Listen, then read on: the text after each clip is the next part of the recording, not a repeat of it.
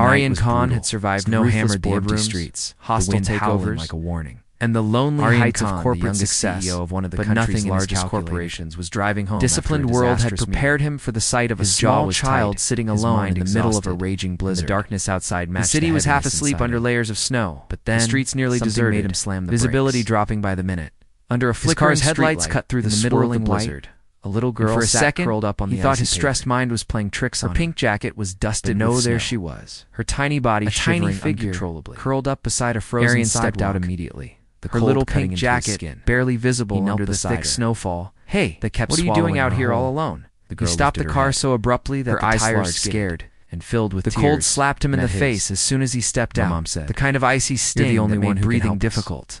Her voice trembled from fear and cold. Something primal. Aryan froze. Something protective kicked. In the moment he saw her trembling, the little girl reached into her pocket. She flinched at the sound of his footsteps, but didn't run. Aryan opened it. She didn't even have the moment he saw the name. His breath, her hands were stiff with cold. Aryan, her face red from the freezing wind. I know you will help us. Her hair matted with tiny ice crystals. Mahar, a name he had buried deep in his heart, like it took effort simply to lift her head. His voice, her eyes big and frightened, were filled with a mix of confusion and hope, as if she wasn't sure if he was real.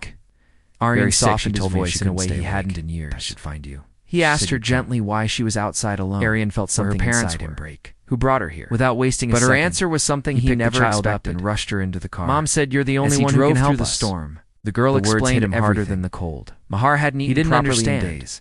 Their heater was broken. She was becoming weaker and weaker. He glanced around the street, terrified, hoping maybe someone else was nearby, but there was last hope. Was only thick snowfall swirling in violent gusts. The hallway lights were dim, distant traffic, the air muffled under layers of ice. He pushed open the half-open door. He asked her again who her mother was, thinking Mahar maybe lay unconscious there was some mistake, mattress, some confusion. Her breathing shallow. Mahar, the girl quietly for the first time in her jacket pocket, said her name out loud. Pulled out a small, Aryan, slightly crumpled paper. The moment his eyes fell on the handwriting, of course I did.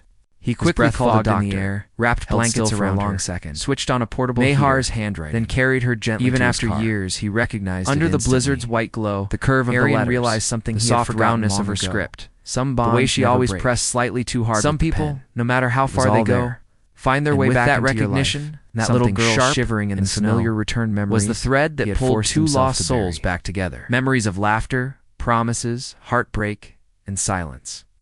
The message was short, written in a shaky hand, but the name signed at the bottom was enough to undo years of distance. He looked at the child again, noticing for the first time the shape of her eyes, the softness of her face, tales he had missed in his shock. She looked so much like Mahar that it hurt. The girl was staring at him as if waiting for him to remember something important, something he had forgotten. When he asked where her mother was, the child's voice broke. She tried to explain, stumbling over her words, as the cold made her lips tremble. Her mother was sick, very sick. They had no heater, no relatives, no one else to go to. Mahar had told her that if anything happened she couldn't stay awake, she should find Aryan. She had described him in detail, told her daughter that he would come, that he would help, that he wouldn't ignore them. The trust implied in that message after everything shook him. Without a second thought, he scooped the child into his arms and carried her to the car. She was light, far too light, like she hadn't had a proper meal in days. The moment she felt the warmth of the heater inside the car, her shoulders sagged in exhaustion. Aryan wrapped his coat around her and fastened the seatbelt, making sure she was secure. His hands were trembling slightly, not from the cold, but from the storm rising inside him.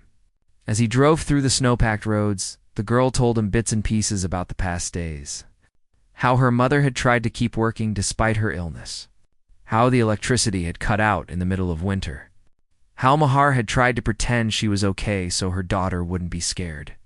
How she had whispered Aryan's name like a final prayer when she realized she might not make it through the night.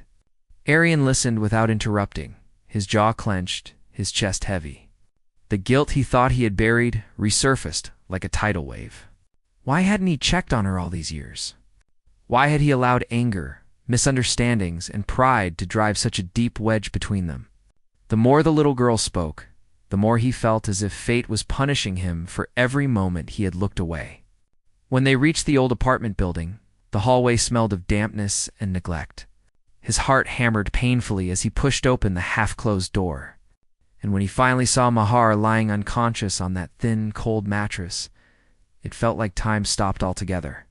His world, so carefully built, so tightly controlled, cracked in a single instant, leaving only one undeniable truth pulsing in the silence around him.